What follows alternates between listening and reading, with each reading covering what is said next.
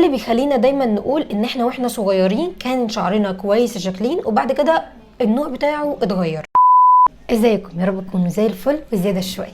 انا شكشوكه لو اول مره تشوفوني. الفيديو بتاع النهارده هكلمكم فيه عن ليه او هل ممكن طبيعه الشعرايه تتغير. فخليني في الفيديو دوت اقول لكم على شويه اسباب ممكن تخلي فعلا الشعرايه تتغير او طبيعه الشعرايه وشكلها يتغيروا.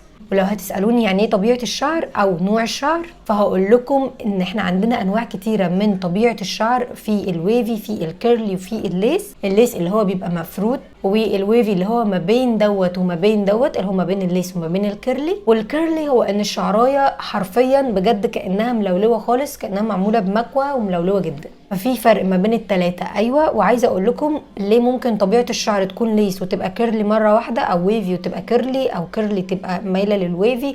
الكيرلز بتاعتكم ممكن تكون ماسكه شويه وبعد كده تفك، او شعركم كان بيميل ان هو يتفرد وبعد كده مره واحده تلاقوه ويفي زي ما انتم شايفين كده. بما ان الموضوع ده حصل معايا شخصيا، فتعالوا اقول لكم ايه الحاجات اللي انا حسيت ان هي السبب. ولما دورت في الموضوع اكتر وسالت ناس عندي ودكاتره وكده، عرفت ان في شويه اسباب تانية. ركزوا معايا. معلش قبل ما تركزوا معايا، لو لسه مش عارفين ان انا عندي اكونت انستا وتيك توك وفيسبوك، اعملوا لهم فولو واعملوا لايك للفيديو لو عجبكم. يلا ركزوا معايا. اول حاجه عايزاكم تعرفوها ان الشعرايه بتمر بثلاث مراحل. المرحله الاولى بنسميها مرحله النمو، وزي ما قلت لكم قبل كده دي ممكن تقعد لغايه 6 سنين. في المرحله دي الشعرايه بنت ناس بتحتاج فيتامين معينه، حمام زيت او جسم متغذي، وهي بتبدا تطول من سنتي لغايه 2 سنتي كل شهر. في شعور بتزيد اكتر وفي شعور بتزيد اقل، دي بتبقى سبيشال كيس مش هنتكلم عنها. تاني مرحلة وهي مرحلة الوقف عن النمو، هي الشعراية موجودة وصلبة وواقفة قصادنا، دي بنسميها الترانزيشن كيس او الترانزيشن ليفل. بعد الليفل دوت بيجي بقى مرحلة الموت، ليفل 3. هنا الشعرايه بتبدا خلاص هي بطلت تطول وما بقاش كأن بجد ملهاش لازمه، فبتبدا الشعرايه تقع، وبيبدا المسام اللي كانت الشعرايه دي طالعه منه يستعد وياخد هدنه من اسبوع لشهر علشان يبدا يطلع شعرايه تانية. كده احنا اتفقنا ان الشعر بيمر بثلاث مراحل، فيهم مرحله اخيره هي المرحله اللي بتقع فيها الشعرايه، وبعدين المسام بيريح عشان يطلع شعرايه تانية جديده عشان ما يحصلناش ساعتها الفراغات او ان الشعر يبقى فاضي. ولو انتوا قلقانين من موضوع ان الشعر بيقع وكده، فاحنا عندنا تقريبا 100,000 شعرايه يوميا. المعدل التساقط الطبيعي من 100 ل 200، فلو انا عندي في مده اسبوع مثلا تساقط العدد ده من الشعر، ما تقلقوش، هو في الاسبوع ده برضو بيكون بيعوض تساقط شعر تاني كان تساقط من شهر او من اسبوعين او من 3. فهو ده اللي بيعمل بالانس. على قد ما انا النهارده تساقطت مثلا من عندي 100 شعرايه، على قد ما انا النهارده جددت ال 100 شعرايه كانوا ميتين قبل كده. امتى تحسوا ان شعركم تقل؟ لما يبدا التساقط اللي عندكم يقل وان الشعرايه تبدا تزيد. هو ده الليفل اللي انتوا تحسوا فيه ان الشعر بدا يزيد، ان الشعر بقى صحي اكتر، فما بقاش بيتساقط ال 100 وال 200 شعرايه كل يوم، بس في نفس الوقت بيجدد 100 و200 شعرايه كل يوم. المهم ده مش موضوعنا هو ان انا عندي 3 مراحل. في المرحله الاخيره الشعرايه بتتساقط، الجدر او المسام بيبدا يريح عشان يطلع شعرايه تانية. 3 مراحل دول على بعض كده تقريبا بياخدوا من 6 ل 7 سنين. انا المفروض بعد ال7 سنين انا عندي شعر جديد، او بنسبه وتناسب في فتره معينه الشعر اللي فات غير الشعر اللي جاي خالص. واحدة من أهم الأسباب اللي هتأثر على إن الشعراية تطلع بشكل مختلف هو إن الجسم الداخلي ما بقاش زي زمان. يعني وأنا صغيرة ماما كانت مهتمة بتأكلني وبتشربني كويس، ومتكية قوي على أجزاء البروتين والفيتامين عامة. مخزون الحديد كويس، ومخزون فيتامين د كويس، وكل حاجة is perfect، والزنك كمان. أنا ساعتها شعري بيطلع وهو ليس، والبروتين مربوط ببعضه بروابط كويسة، وكل حاجة بجد حلو. اللي بيخلينا دايما نقول إن إحنا وإحنا صغيرين كان شعرنا كويس شكلين وبعد كده النوع بتاعه اتغير. وفي ناس على فكره العكس، هم صغيرين شعرهم ما كانش حلو بس لما كبروا شعرهم بقى احلى. السؤال ده بقى اجابته وهو هل انا جسمي قادر يطلع شعرايه من جدرها سليمه وكويسه؟ هل انا باكل كويس، صحتي كويسه، مخزون الحديد عندي تقريبا 12، دي النسبه الطبيعيه للهيموجلوبين في الدم؟ هل انا فيتامين د تقريبا النسبه بتاعته من 60 ل 70، ودي النسبه اللي المفروض تبقى موجوده في الجسم؟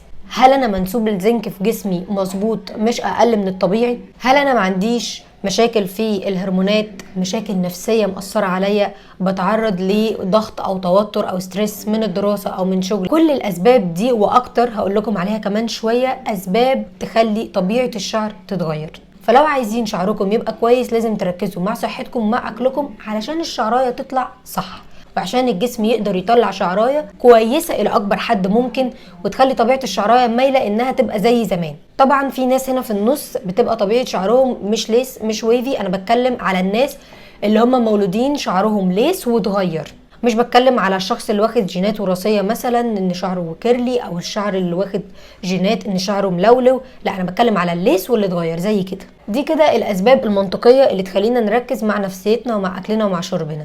شويه بقى عوامل خارجيه كده احنا ما بناخدش بالنا منها. اول ما بنكبر بنبدا نكوي شعرنا، بنعرضه للحراره، واللي بتخلي الروابط اللي موجوده ما بين جزيئات البروتين والكرياتين اللي موجوده في كل هيكل شعرايه تتفكك، وكل ما اتفككت كل ما كانت جزيئات البروتين والكرياتين ضايع اكتر، وكل ما هم ضاعوا او اتكسروا كل ما الشعرايه اتحولت من الشكل الستريت للمموج اكتر. فدي حاجه لازم تاخدوا بالكم منها، ان انتوا تقللوا هيت على قد ما تقدروا. عشان كده برضو ساعات الهيت بيأثر على الشعر الكيرلي لما بيكوي شعره وبيخليه ليس، ويخلي الكيرلز مش راضيه ترجع تاني زي بعضها، ويخلي الشعر في النص لا هو كيرلي ولا هو ويفي. وبكده بتكون الحراره من الحاجات اللي بتغير طبيعه الشعر، اذا كان من ليس لكيرلي او من كيرلي لحاجه مايله انها مش كيرلي ولا هي ليس. زي ما قلت لكم من شويه، بما ان الشعر بيمر بثلاث مراحل وبعد المرحله الاخيره بيقع ومثلا بتطلع والكلام ده، هنا بيترجم ان ممكن يكون شخص كان شعره خفيف او فتله شعره خفيفه، سمك الشعرايه خفيف، الشعرايه من الاخر وقتها كميه البروتين والفيتامين اللي كانت موجوده في الجسم راضيه بيها. بمعنى والله انا مثلا شعري مش 100,000 شعرايه، 20 30 شعري خفيف 50 70، فكميه البروتين الموجوده في الجسم مكفياني وكميه الفيتامين الموجوده في الجسم مكفياه، فبالتالي الشعر الخفيف غالبا بيبقى ليس، لان كميه الفيتامين اللي بتبقى موجوده في الجسم بتكفيه. لما الشعر بيرجع يبقى صحي والشعر يبدا يتقل او يبدا يبقى كثيف او يطلع من اول وجديد، ساعتها طبيعه الشعر بتختلف. تخيلوا معايا ان لو انتم مثلا معاكم عيلين هتاكلوهم وتربوهم كويس، بس لو معاكم 10 غالبا هتاثروا معاهم. ده نفس فكره الشعر بالظبط. لو عندنا شويه شعر صغيرين شعرنا خفيف غالبا هيبقى ليس، عشان معدل الحاجات اللي في الجسم بتتوزع عليهم بالتساوي وكفايه، ويمكن كمان يزيدوا. انما بقى لو شعرنا زاد بدا يتقل، ساعتها احتمال كبير الكميه الفيتامينات والبروتين اللي جوه جسمنا ما يكفيهمش. الشعرايه ما تتبنيش احسن حاجه من ناحيه انها تكون ليس، فترجع الشعرايه تختلف طبيعتها وتبقى ويفي وكيرلي. فنقول احنا لما شعرنا كان خفيف كان ليسي وبنفرده، انما شعرنا لما تقل يبدا طبيعته تتغير. فزي ما هتهتموا بان انتوا تقلوا شعركم، اهتموا بان انتوا تغذوا الشعر الجديد الطالع. ركزوا، انا حاسه اصلا ان ده سبب من الاسباب اللي انا خلت طبيعه شعري تتغير، هو ان معدل اكلي هو، ولكن انا مركزه قوي ان انا اكثف شعري بالروزماري والديرما، وفعلا بدا يطلع لي بيبي هير وشعري بدا يتقل، وانا حاسه ده في ايدي. فحاسه كأن بجد كميه البروتين والفيتامين اللي في جسمي مش مكفيه شعري، انا محتاجه ازود. فهركز على البيوتين والفوليك اسيد والفيتامينات اللي انا لسه قايله لكم عليها، وعلى نسبه البروتين اللي في جسمي. هفكركم تاني، ما تزودوش اي حاجه عن النسبه الطبيعيه اللي المفروض تبقى موجوده في الجسم. اي حاجه بتزيد غالبا بتضر، زي فيتامين د هيسمم الجسم. وفي شويه عوامل تانية بس تاثيرهم بيبقى ابطا، بس برضو بيأثروا، زي مثلا المصيف او الميه بتاعه البحر، التعرض للشمس من غير ما نحط هيت بروتكشن، زي ما قلت لكم من شويه، التوتر والستريس، وخصوصا لفترات طويله. يعني مثلا سنه الثانويه العامه دي تقريبا مفيش حد فينا بيدخل شعره حاجه وبيطلع من بعدها حاجه، لو كان فعلا هو مش متاثر نفسيا من السنه دي، وما اعتقدش ان مفيش حد، يعني كلنا اتاثرنا، فاعتقد كلنا شعرنا طبيعته اتغيرت. كل اللي انا عاوزه اقوله لكم هو ان انتم ما تقعدوش فترات طويله مقصرين في صحتكم، ضاغطين على نفسكم، او متعرضين لستريس لفتره طويله، او بتكوي شعركم طول فتره طويله. حتى لو جيتوا بعد كده قللتوا الهيت، هي الشعرايه هتاخد 7 سنين الاولانيين عشان ترجع احسن، فانتوا هتبقوا محتاجين ساعتها على الاقل 7 سنين ما بتكوش شعركم عشان الشعر يطلع احسن. فكل اللي انا عايزه اقوله لكم، خصوصا لو انتوا صغيرين في السن، ما تكوش شعركم، اهتموا بصحتكم، اشربوا عصاير، اشربوا ميه، فدايما حافظوا على صحتكم النفسيه، صحتكم الجسديه، اهتموا بشعركم. الروتين مهم، ولكن هو مش ستيب نمبر 1، وده دايما اللي كنت بقوله لكم، هو مش المركز الاولاني. عايزه اقول لكم حاجه مؤخره، وهي الجينات.